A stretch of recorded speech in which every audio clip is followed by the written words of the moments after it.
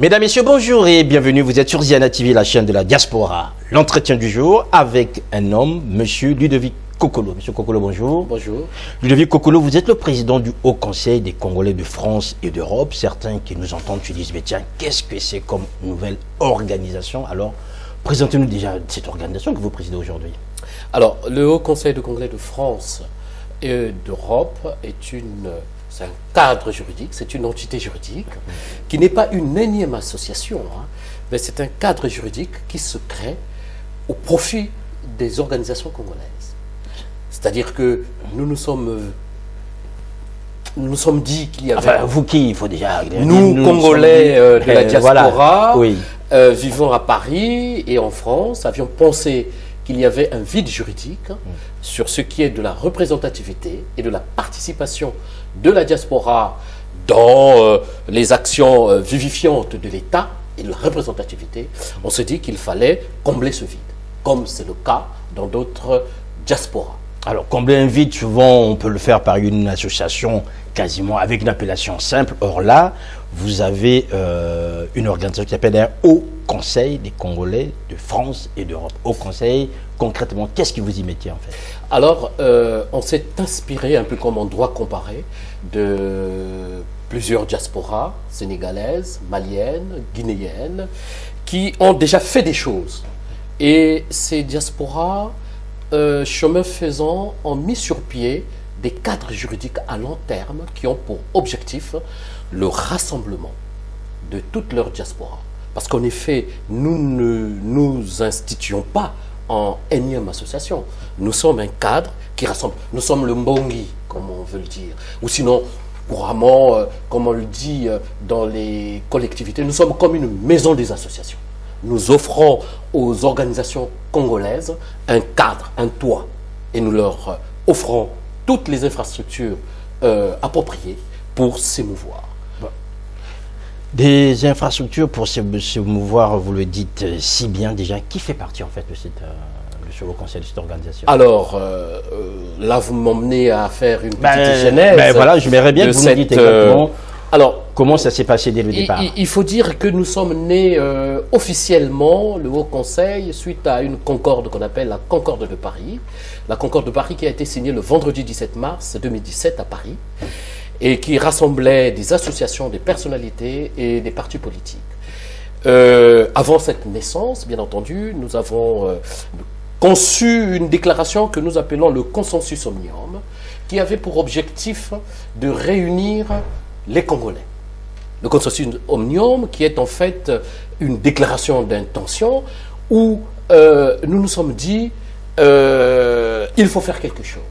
Dans le milieu congolais, chacun est dans son coin. Nous sommes une diaspora émiettée et qu'il était temps aujourd'hui de rassembler.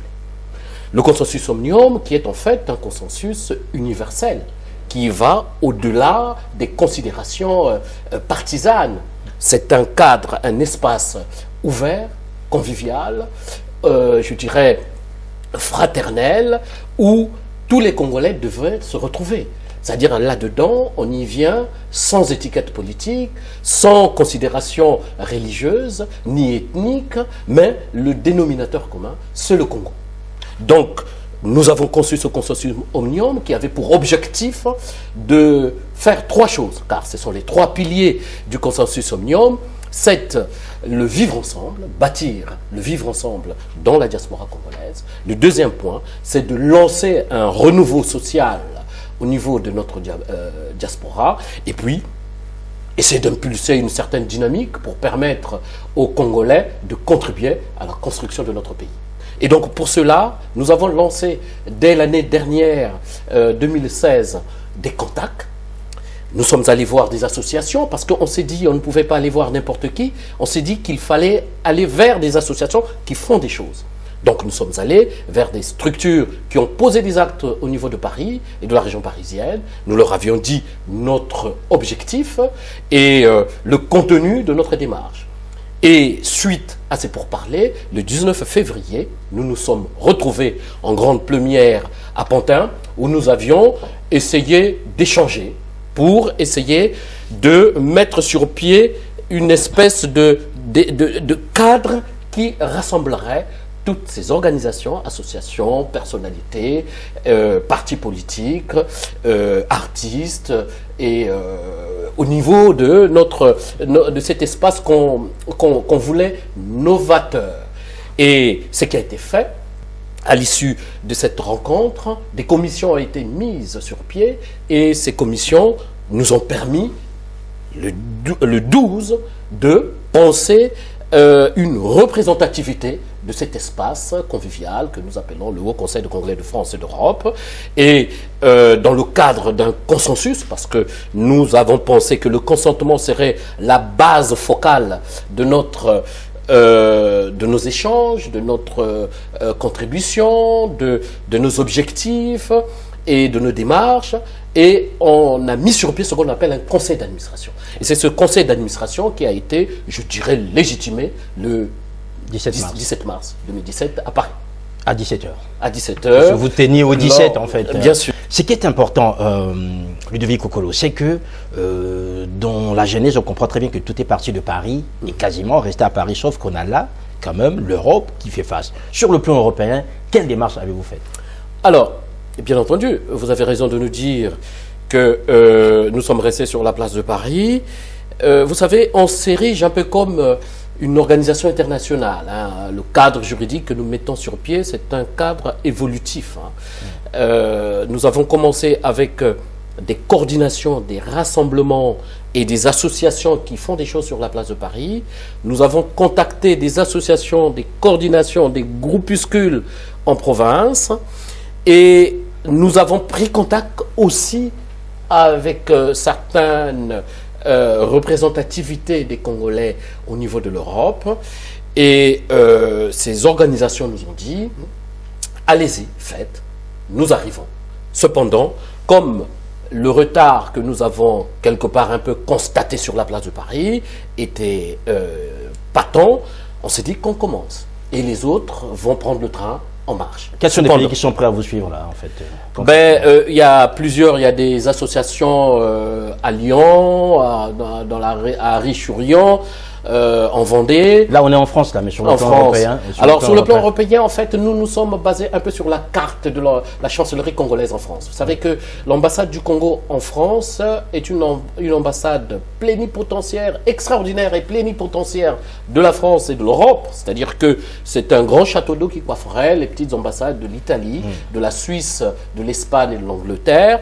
Et on s'est dit que nous avons des compatriotes dans ces États-là et qu'il fallait bien mettre sur pied un cadre qui les associerait à long terme lorsqu'il s'agira de travailler avec eux. Parce que notre objectif, c'est d'associer tout le monde. Ce n'est pas d'écarter, mais d'associer tout le monde. Voilà. Donc, on a mis sur pied de façon, je dirais, à long terme, un cadre qui associerait toutes les diasporas. Donc, ce qui signifie que concrètement, si on prend de la Suisse, il n'y a pas encore une association qui vous appelle pour vous dire, mais voilà, monsieur Kokolo, monsieur du Haut Conseil, nous sommes intéressés, dites-nous qu'est-ce qu'on doit faire. Alors, c'est vrai, nous avions pris de contact, nous avons des référents qui n'ont pas encore été, je dirais, officialisés. Oui. Il faudrait pour nous faire des voyages vers ces pays.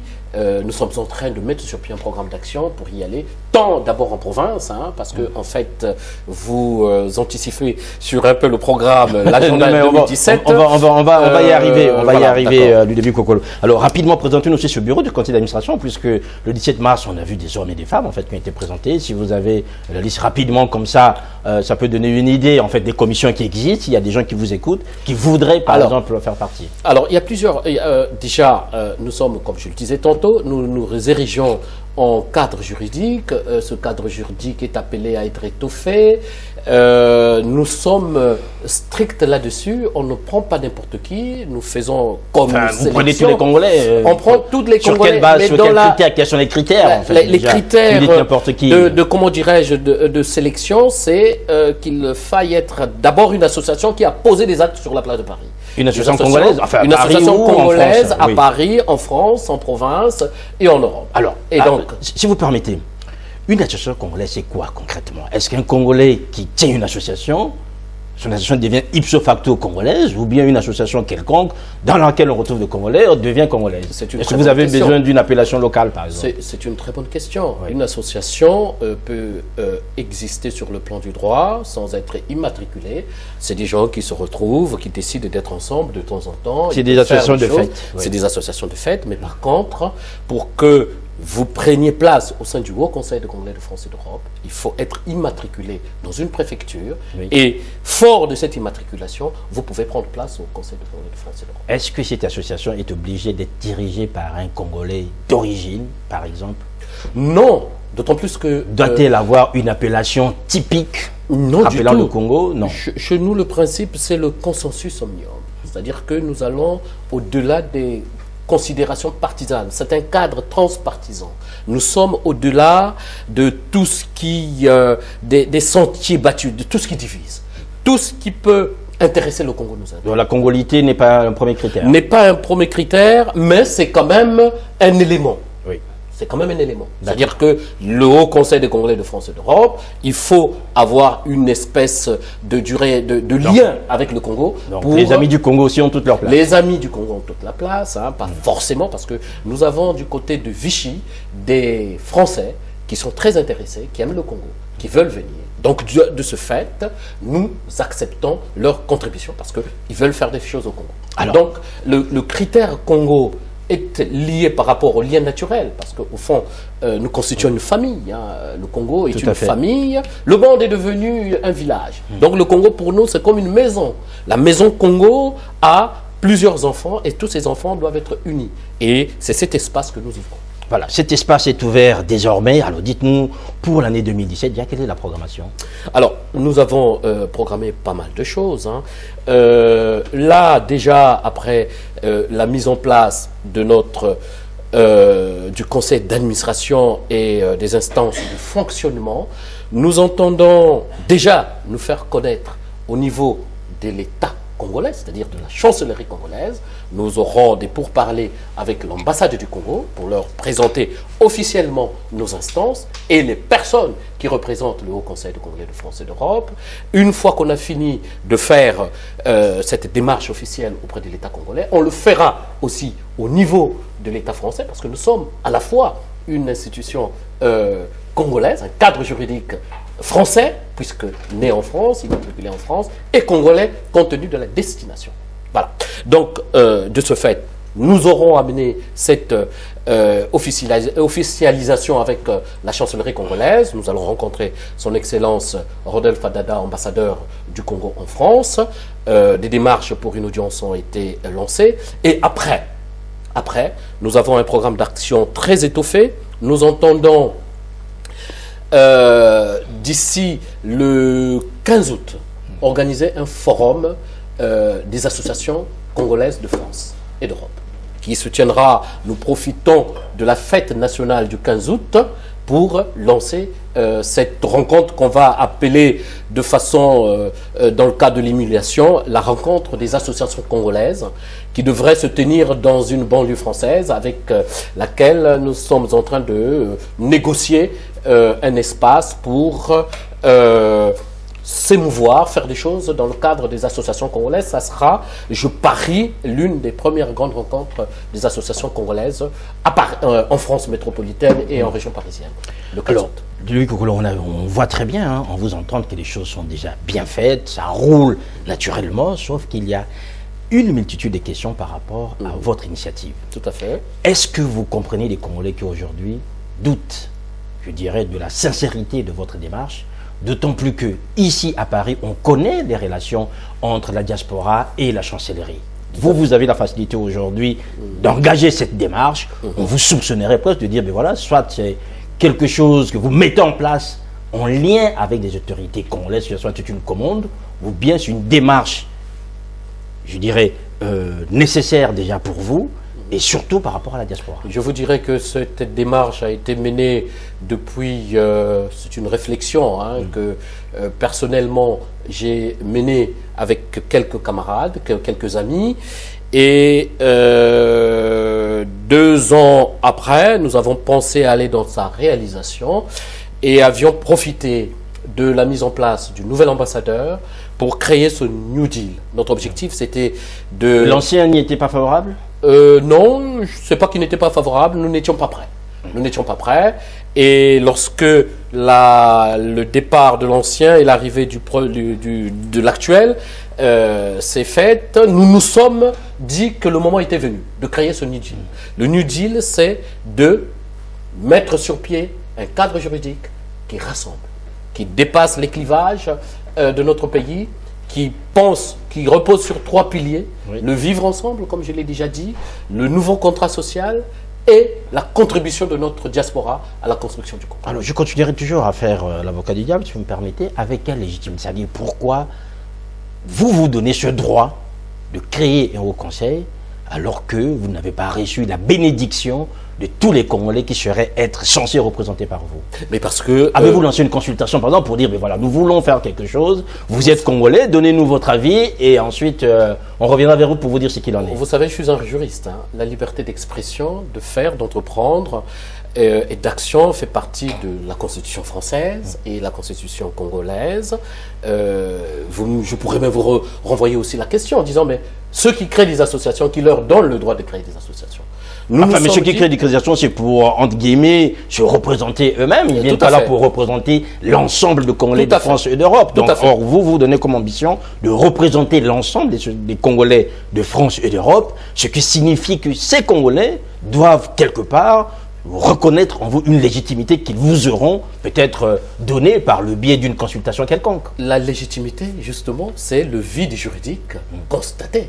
Voyez-vous, c'est par mimétisme, en fait, qu'on le fait. On a remarqué que la seule diaspora qui n'est pas organisée, c'est la nôtre. Qui n'est pas représentée, c'est la nôtre. Qui est disparate, c'est la nôtre. Et qu'il était temps de pallier à cela. On s'est dit, ce vide juridique, il faut le combler. On va mettre sur pied un cadre juridique, quitte à aller vers ce qu'on a fait, comme je vous l'ai expliqué tantôt, aller vers les associations qui sont un peu isolées, parcellaires, pour leur dire, venez, nous avons un toit. Le Haut Conseil de Congolais de France et d'Europe, c'est votre maison des associations, c'est votre mbongi où on va créer le vivre ensemble, où on va œuvrer pour le Congo, où on va chercher à mettre sur pied le Timontu, le Kimoto et le Kimoto. Est-ce que vous comprenez aujourd'hui les Congolais qui vous entendent ou ceux qui ont déjà suivi, puisque Zen TV était présent le jour du lancement officiel de cette organisation, ceux qui sont plus ou moins sceptiques en disant, mais voilà, les Congolais se retrouvent, c'est quelque chose, comme vous le dites, hein, la diaspora congolaise en France, c'est quand même une vieille diaspora. Or, elle n'a jamais su s'organiser, peut-être à l'époque des années 60, quand il était encore des étudiants, mais depuis, tout est parti en vrille. Or, aujourd'hui, quand on voit finalement la situation politique locale et les tensions qui existent ici en se disant, ben voilà, s'il y a des gens aujourd'hui qui prennent des masses, ça veut dire que c'est sans doute une commande de l'État congolais. Non, du tout, du tout.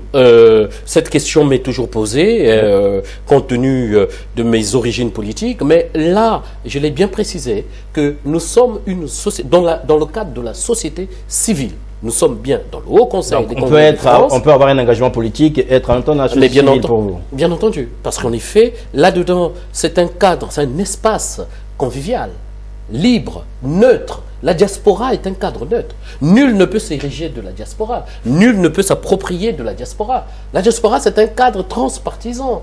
Et donc, lorsque vous créez un cadre dans le cadre pour réunir la diaspora, vous êtes dans une démarche au-delà des partis, au-delà de la religion, au-delà de l'ethnie. Nous sommes là dans un cadre du Congo, le dénominateur commun du Haut Conseil de Congolais de France, c'est le Congo-Brazzaville. Et dénominateur Congo-Brazzaville, mais le socle de la nature de ce cadre juridique, c'est le rassemblement de la société civile. Donc tout le monde, société civile bien entendu, on prend en compte les associations, les partis politiques, les personnalités, tout le monde a sa place dans cet espace convivial qui est le Haut Conseil de Congolais de France et d'Europe. Alors que diriez-vous concrètement à ceux qui se disent, ben, finalement, cette affaire, c'est une bonne affaire, Sauf que les gens qui sont à la tête, ben, d'autant plus qu'ils sont plus ou moins encartés dans tel ou tel camp. Vous ne pouvez pas dire ça. Ah ben, moi, je vous pose Vous ne pouvez pas dire ça parce que vous remarquerez... Si je vous en parle, parce que... Vous remarquerez oui, allez-y. que lorsque vous voyez l'organigramme de structure du Haut Conseil de Congolais de France, je suis le président. Après moi vient une dame, la vice-présidente, qui est représentante, qui vient aussi de la société, bien entendu, politique. Hein. Et après cette dame, il y a un secrétaire général qui vient de la société civile. Hein. Et après ce secrétaire général, je n'ose pas donner les noms, hein, vient une secrétaire générale adjointe qui, elle aussi, vient de la société civile.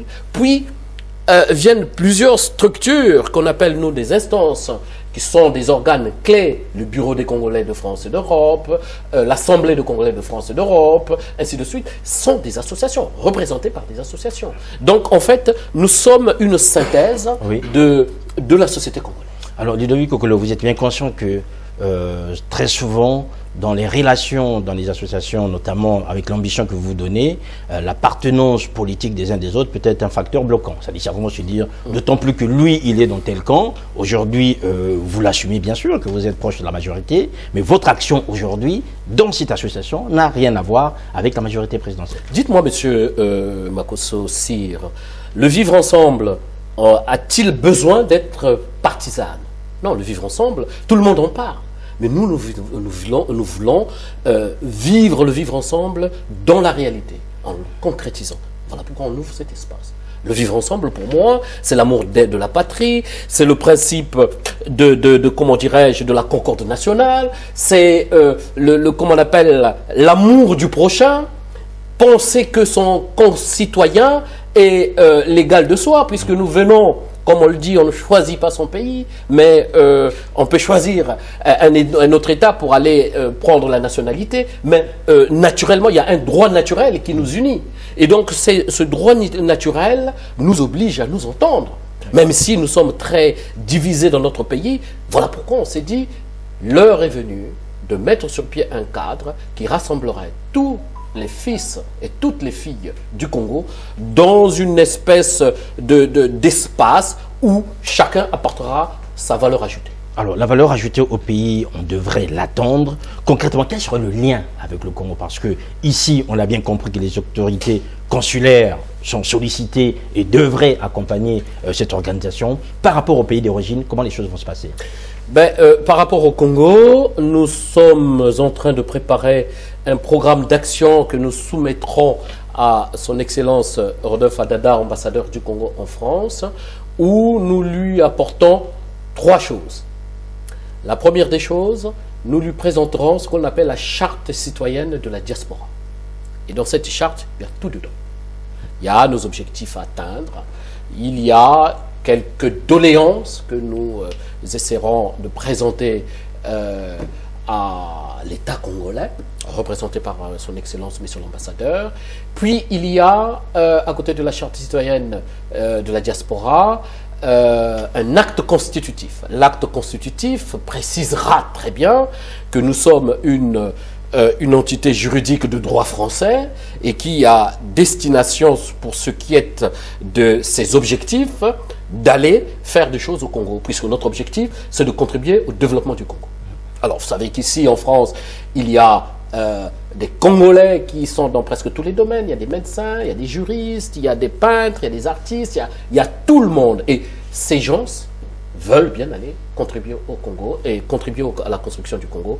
Et donc, il fallait un cadre juridique. Donc, l'acte constitutif prévoit cela. Et à côté de l'acte constitutif, il y a la Concorde de Paris qui, en fait, comporte un élément important, essentiel, qu'on présentera à son Excellence, Monsieur l'Ambassadeur. C'est celui de la représentativité de la diaspora congolaise au niveau national. Nous pensons que si le Mali, le Sénégal, la Guinée ont au sein de leur parlement des ressortissants de leur pays de l'étranger, nous pensons que le Congo peut aussi avoir des représentants de la diaspora dans son prochain parlement qui sera mis sur pied après les élections de juillet 2017.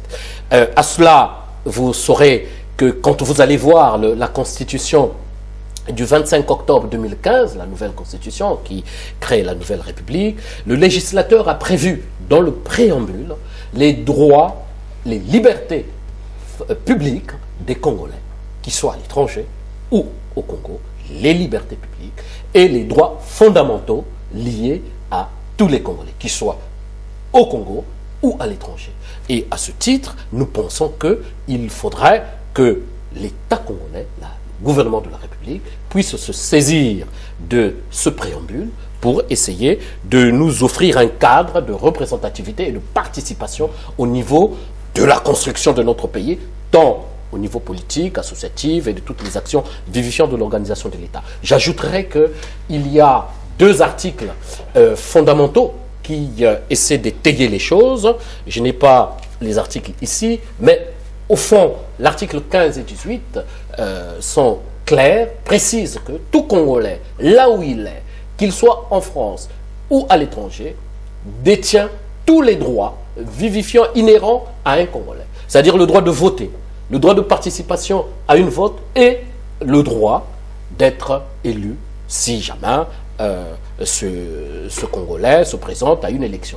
Donc il reviendrait au gouvernement de la République de penser, d'interpréter cette constitution en pensant, par exemple, une loi cadre qui permettrait, ou organique, qui permettrait la mise en place de la représentativité et la participation de la diaspora au Parlement prochain.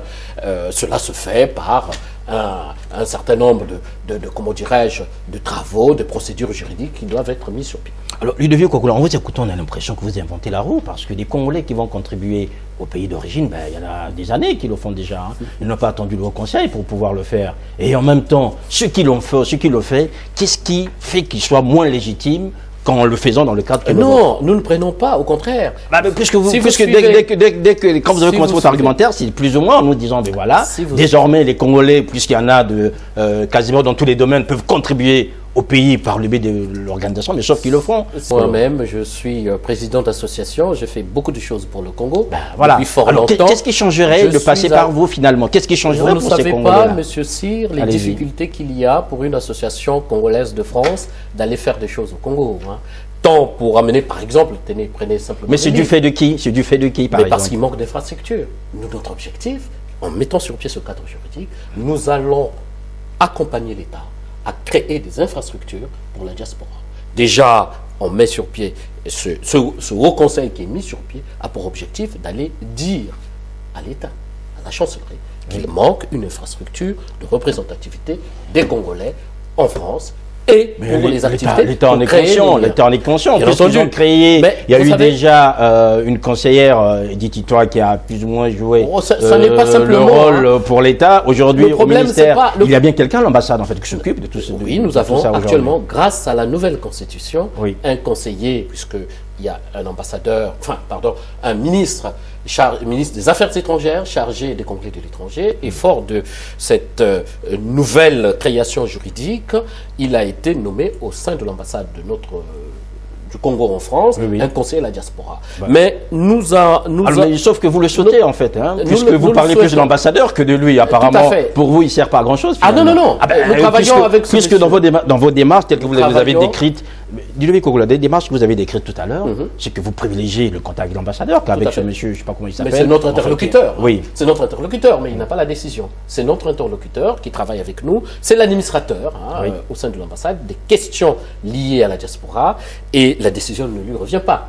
Vous comprendrez, dans la hiérarchie de l'administration, c'est autant privilégier l'ambassadeur que de pouvoir prendre les décisions. Mais au fond, vous me disiez que comment est-ce que les gens, on ne va pas attendre, on n'a pas attendu le Haut Conseil pour faire des choses. Non, pas du tout. En effet, je disais tantôt, vous comprenez la difficulté pour une association de mener une action au niveau du Congo, c'est que, au fond, les Congolais ont bien envie de faire des choses au Congo. Les Congolais ont de l'énergie, les Congolais ont de l'esprit créatif pour le Congo. Mais il manque un cadre. Il manquait un cadre. Enfin, et c'est ce cadre, nous l'avions mis. Oui, il manquait un cadre. Notre objectif, c'est de créer des infrastructures. Je vais continuer au niveau de l'ambassade. Je vous ai dit qu'on a mis sur pied une dynamique qui permettrait que, par exemple, pour les associations qui veulent faire des choses au Congo, qu'il y ait un bureau des Congolais de l'étranger qui aiderait ces associations à faire des choses au niveau du Congo, qui faciliterait les formalités comment dirais-je, logistiques, liées par exemple au transport, au dédouanement et au rendu sur les lieux, le terrain de ce qu'ils veulent faire. Une association lambda qui veut aller laisser les livres à Soanké, le bureau des Congolais de l'étranger s'en occupera, aidera cette association à déjà prendre attache avec l'ambassade pour annoncer qu'une association ferait une action à Soanké, pour que le ministère de l'économie à Brazzaville, par les douanes, soit informé. Et une fois arrivé à Brazzaville, qu'il y ait une espèce de réseau qui aide cette association d'emmener les livres jusqu'à Soanké.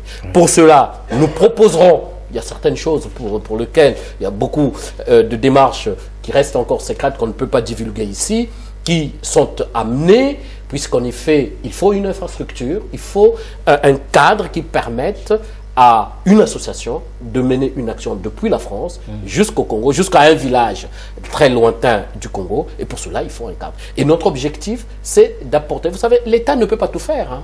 L'État, vous voyez, en France, dans les collectivités, l'État ne fait pas tout. Et les collectivités vivent grâce aux activités. L'État peut vous demander de vous organiser, mettez en place quelque chose, et nous viendrons... Et tout à fait. Mais on est allé voir... l'État, on a dit qu'on mettait sur pied un cadre qui manquait à notre pays. Et vous avez reçu ces encouragements? On a eu ces encouragements. Des pays comme le Mali organisent ces choses depuis bientôt 30-40 ans. Et chez nous, au Congo, on est incapable de s'organiser. Mais c'est vraiment la croix et la bannière, mener une action dans le cadre associatif pour le Congo. Donc notre objectif, serait de faciliter ces associations à s'émouvoir. Voilà pourquoi je vous parlais comme d'une sorte de maison des associations qui faciliterait. Et chacun y trouverait sa place. Voilà. Alors, Ludovic Kokolo. Mais on ne prendra pas, je précise, on ne prendra pas la place des associations. Hein. Bah, aujourd'hui, vous vous présentez comme étant la superstructure des associations congolaises installées en France et en Europe, puisque si vous êtes au-dessus, que vous représentez les autres, en même temps, ceux qui sont en bas pourront plus ou moins vous rétorquer en disant, bah, écoutez, c'est très beau, mais sauf que nous, on peut faire nos choses seuls comme des grands. Mais nous sommes en liberté et en démocratie, les gens sont libres, mais par contre, s'ils pensent que nous parlons d'une même voix et nous parlons le même langage, c'est le dénominateur commun qui est le Congo, la construction du Congo. Mais je crois que... Donc il est fortement conseillé de venir vers nous, puisqu'en effet, nous leur faciliterons donc toutes les démarches liées à l'activité. Donc ça signifie que dans votre démarche actuelle auprès des autorités congolaises, c'est de leur dire désormais, écoutez, si personne ne passe par nous, à la limite, fermez-leur la porte. Non, c'est pas ça. C'est pas ça. Nous disons ceci. Nous sommes en train, d'ailleurs, lorsqu'on va vers... Ou bien c'est l'État lui-même qui tirera la conclusion, peut-être. Non, nous sommes dans un système démocratique. Oui. Enfin, c'est le mieux disant. L'État comprendra que il est mieux comment dirais-je, d'aller vers un cadre organisé. Le Haut Conseil de Congolais de France, que d'avoir affaire à une association lambda qui se cherche, qui se demande et tout. Nous avons mis sur pied toute une dynamique qui permettra de faciliter le travail de toutes ces associations pour atteindre leurs objectifs. Alors, Ludovic Kokolo, on a bien compris les relations avec l'État, les relations avec les autorités consulaires. Il faut aussi parler des relations avec les autres organisations, notamment politiques, ici à Paris, qui sont censées aussi représenter les Congolais dans leurs aspirations. Alors, il s'est créé depuis un certain temps, aujourd'hui ici à Paris, je ne dirais pas un haut conseil, mais il y a un président en fait de la diaspora qui en même temps a rang je dirais pas de président, mais président par intérim du Congo. Alors déjà... président par intérim du Congo. Mais écoutez, président par intérim du Congo, il faut être élu. Mais il a été élu par les Congolais il a été élu un peu comme autour d'une table. Alors, Ludovic Kokolo, un peu comme vous avez créé cette organisation en consultant les Congolais que vous pouvez avoir sous la main, eux aussi... Non, chez nous, c'est pas ça. Mais non, mais je vous explique, après vous allez me dire, eux aussi ont consulté les Congolais. Il y a eu 18 000 Congolais selon les résultats officiels qui ont voté. Et donc, c'est M. Pemo aujourd'hui qui est président de la diaspora et président par intérim du Congo. Alors, la question que je voulais vous poser... Président par intérim du Congo.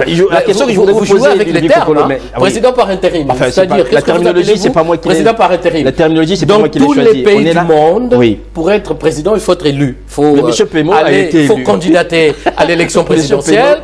Et une fois que vous avez eu les suffrages à la majorité relative ou absolue, vous êtes élu président. Ma question est la suivante. On ne peut pas s'ériger président. Par contre, si vous êtes une association, bien entendu, vous pouvez être président par intérim de votre association. Ma question est la suivante.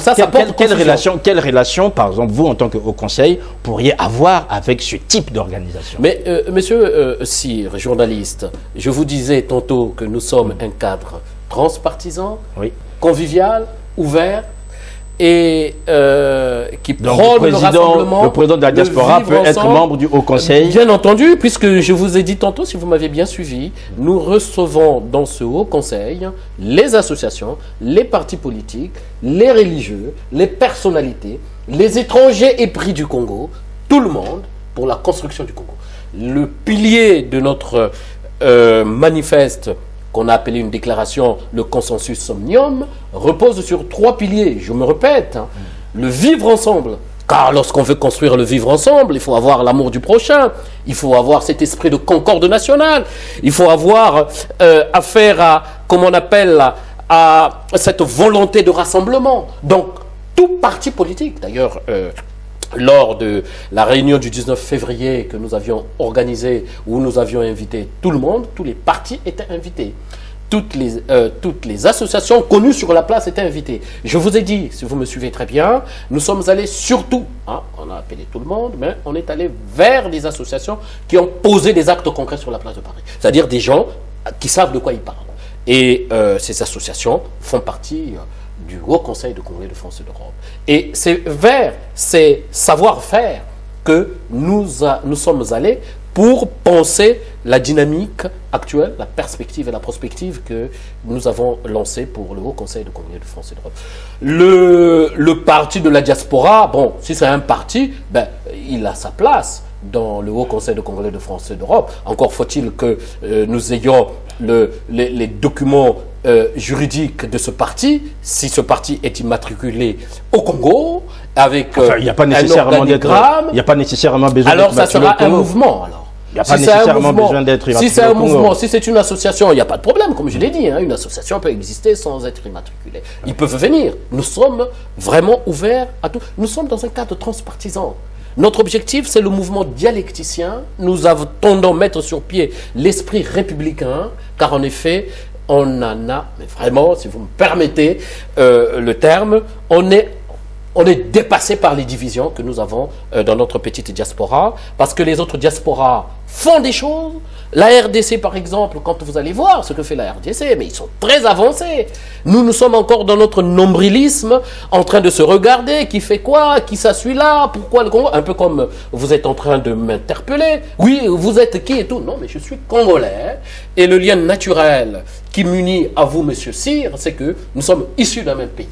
Et naturellement, nous sommes obligés de nous entendre, parce que nous sommes issus d'une même maison. Et la maison Congo nous oblige à nous entendre. Autrement, eh ben, on restera des sauvages. Et pour ce faire, on est obligé de dépasser nos clivages. Jamais guerre prolongée n'a profité à aucun peuple. On est obligé de travailler ensemble pour la construction du pays. La nouvelle république qui est en cours actuellement demande à ce que la diaspora congolaise y contribue. Alors, ayons l'affectio societatis pour notre pays, comme on le dit en droit des sociétés, c'est-à-dire l'amour d'œuvrer pour la construction de notre pays. Voilà pourquoi dans l'un des piliers de notre consensus omnium universel, c'est-à-dire nous pensons que les Congolais de la diaspora doivent contribuer à la construction du Congo. Alors, les Congolais doivent contribuer, je comprends très bien, sur ce ton aussi péremptoire, je pense bien que c'est une très bonne chose, sauf que, est-ce que le pays le leur rend? Restons ici au sein de la diaspora à l'ambassade du Congo. Ouais. Vous savez très bien que les relations entre la chancellerie et certains Congolais, je dirais bien sûr, ce sont des relations houleuses, notamment quand il s'agit des actes administratifs. Aujourd'hui, les Congolais qui sont là, je me dirais, vous, en tant que Haut Conseil, qu'est-ce que vous pouvez faire d'ici le mois d'août, puisque de nombreux Congolais ne peuvent pas avoir leur passeport. Or, cela crée des situations assez dramatiques pour certains. Et ça, le pays, il est aujourd'hui incapable de pouvoir le faire. Comment peuvent-ils leur inciter à vouloir, en fait, tout faire pour le Congo, alors qu'ici, le Congo ne fait absolument rien? Monsieur Cyr Makosso, journaliste, nous avons, dans le cadre des instances du Haut Conseil de Congolais de France, pensé un organe qu'on appelle l'Association des Congolais de France. L'Assemblée de Congolais de France. Cette assemblée est composée d'associatifs. C'est des représentants d'associations qui nous posent ce genre de questions.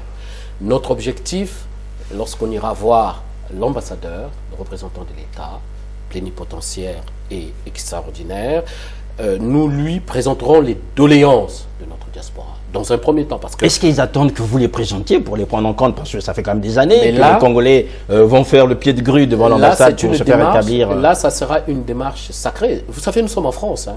Lorsqu'un individu va voir l'État français posant le problème, parce que la République française reconnaît les individus, l'individu est pris en compte.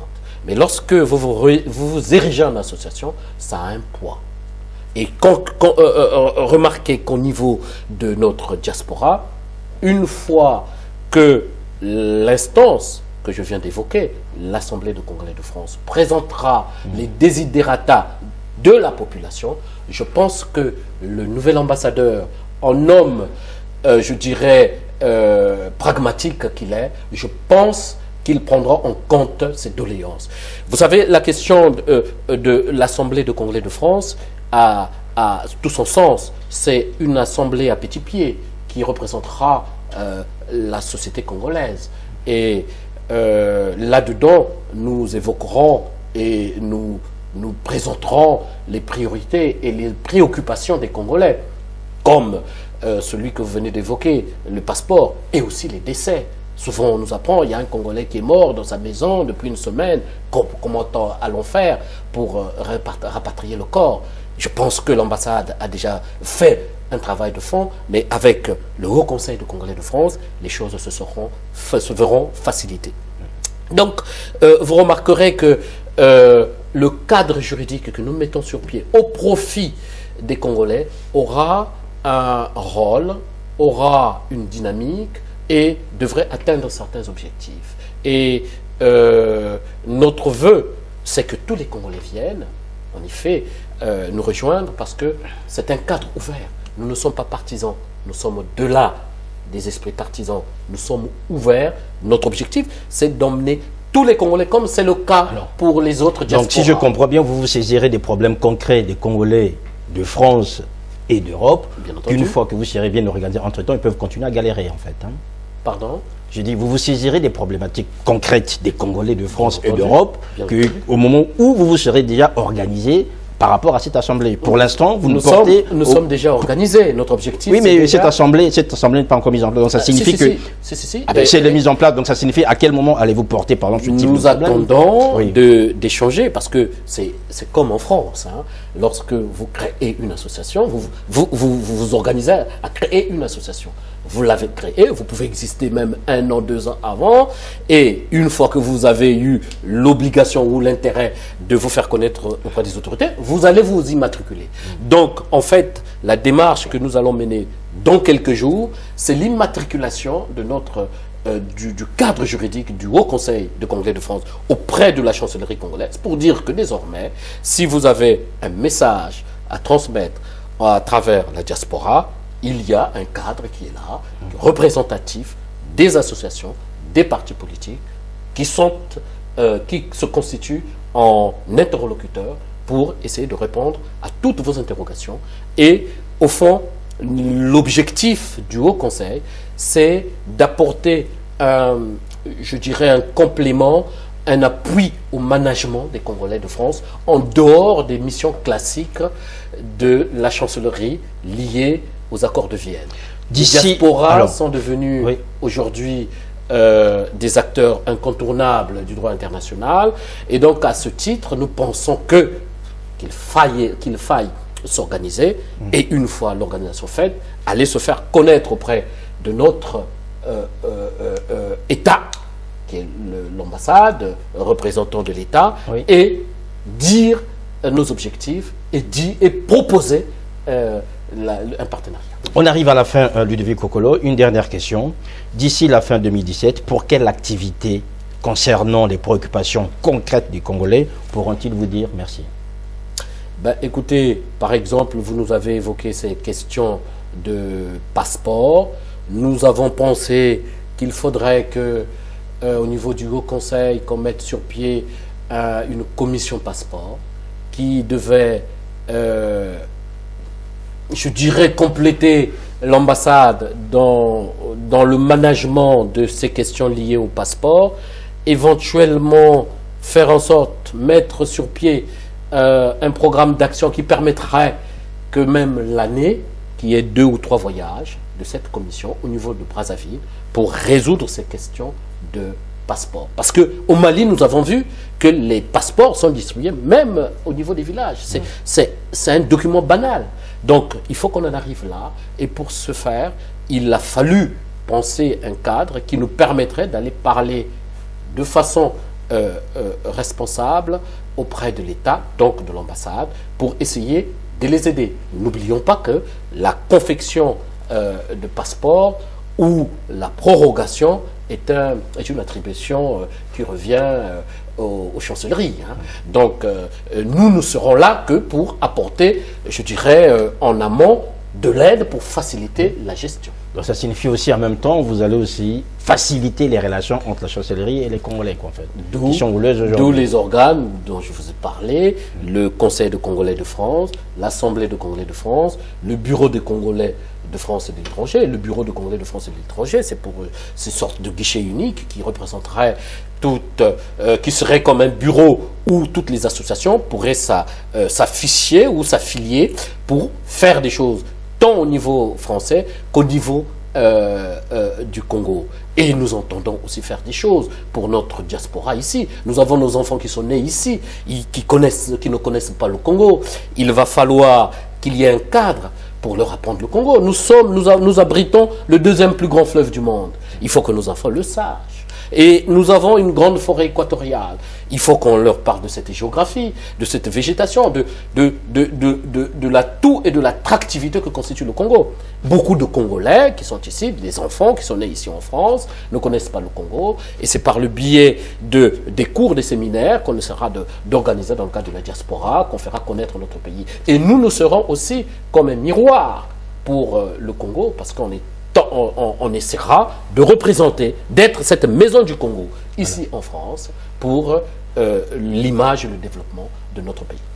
Ludovic Kokolo, nous prenons date que d'ici la fin de l'année, vous revenez peut-être nous dire concrètement ce qui s'est fait, notamment sur cette affaire des passeports. Si vous avez peut-être un dernier mot par rapport aux Congolais qui vous suivent, ceux qui vous ont entendu et ceux qui vous découvriront, que voulez-vous leur dire par rapport au Conseil des Congolais de France et d'Europe? Je dirais simplement, res no verba, c'est-à-dire les actes et les effets. Tout le monde parle de la diaspora. Nous avons pensé qu'il y avait un vide juridique que nous venons de combler en créant un cadre juridique pour faciliter l'existence de la diaspora. Et les effets, c'est que nous entendons résoudre en travaillant d'un commun accord avec les autorités congolaises par le biais de l'ambassade, à résoudre tous les problèmes concrets des Congolais de la diaspora, de France et d'Europe. Et pour cela, ce Haut Conseil est ouvert à toutes les associations, à tous les partis politiques. Le train a démarré, mais venez, il y a de la place. Il y a de la place jusqu'à au moins 500 personnes, parce qu'il y a tellement de choses à faire, tant ici qu'au Congo, et que vous remarquerez que c'est le lieu où il faut être si vous voulez construire le Congo, participer, vivre le vivre ensemble dans le quotidien, dans la réalité, et puis façonner un nouvel homme congolais qui collabore avec son compatriote, qui discute, qui échange, qui considère que son compatriote est son frère. Et pour cela, on n'a pas besoin d'être divisé comme c'est le cas. Nous pensons que c'est là où on va construire le vivre ensemble. Ludovic Kokolo, merci. Merci de m'avoir invité. Voilà, mesdames, messieurs, vous avez suivi l'entretien du jour. Merci à Noko Mungakoso, toute l'équipe de Ziana TV. Portez-vous bien, à la prochaine fois. Au revoir.